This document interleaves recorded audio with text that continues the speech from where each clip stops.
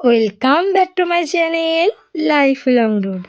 আজ আবারও তোমাদের সামনে হাজির হয়েছি নতুন একটা রেসিপি নিয়ে। আজকের রেসিপিটা একটু অন্যরকম। তো চলো বন্ধুরা শুরু করা যাক।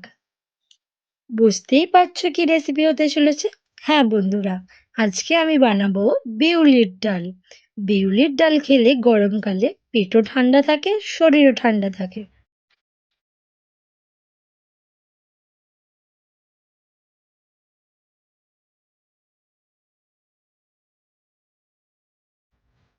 বিউলির ডাল করার জন্য আমি এখানে কিছুটা বিউলির ডাল নিয়ে ভালো করে জল দিয়ে ধুয়ে নেব।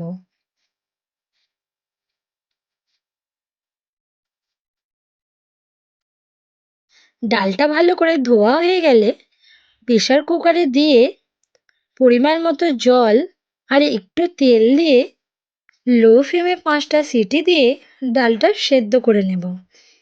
জলের মধ্যে একটু তেল দিলে ডালটা প্রেসার কুকারের চারিদিকে ছড়াবে না, তাই অল্প পরিমাণে তেল একটু দিলাম।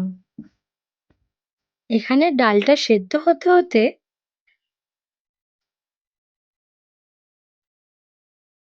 আমি কিছুটা আদা আর মৌরি বেটে নেব। ডালটা সেদ্ধ হয়ে গেলে নামিয়ে নেব। দেখো বন্ধুরা, ডালটা ভালো সেদ্ধ হয়ে গেছে। এবার আমি একটা ডাল কাটার সাহায্যে ডালটা ভালো করে ঘেঁটে নেব। ডালটা ভালো করে ঘাঁটা হয়ে গেলে খুব সুন্দর গাঢ় গাঢ় মতো হয়ে আসবে। এবার একটা বাটিতে ঢেলে একটু জল দিয়ে ভালো করে নেড়ে নেব।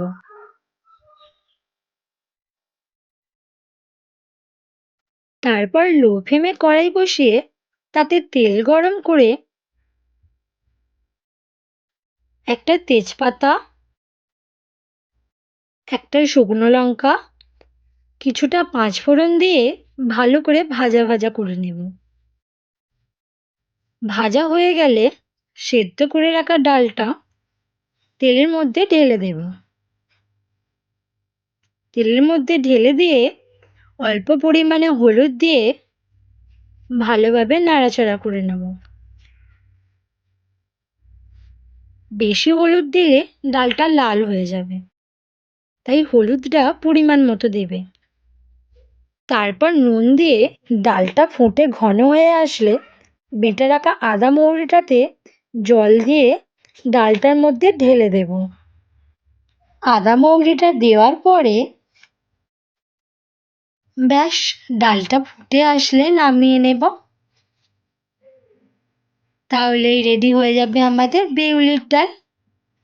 গরমকালের দুপুরে যখন ভাতের সাথে আর তরকারি খেতে ভালো লাগে না, এই ডাল আর আলু মাখা একটা কাঁচা লঙ্কা আর লেবুর সাথে পরিবেশন করলে পুরো জমে যাবে। তাই বন্ধুরা, তোমরা এরকম ডাল কিন্তু অবশ্যই ট্রাই করে দেখো, খুবই পছন্দ হবে। তাই যদি ভিডিওটা ভালো লেগে থাকে তাহলে একটা লাইক, শেয়ার অ্যান্ড সাবস্ক্রাইব করে দিও বন্ধুরা। তোমরা যদি চাও আবার দেখা হবে নেক্সট ভিডিওয়। Okay, by.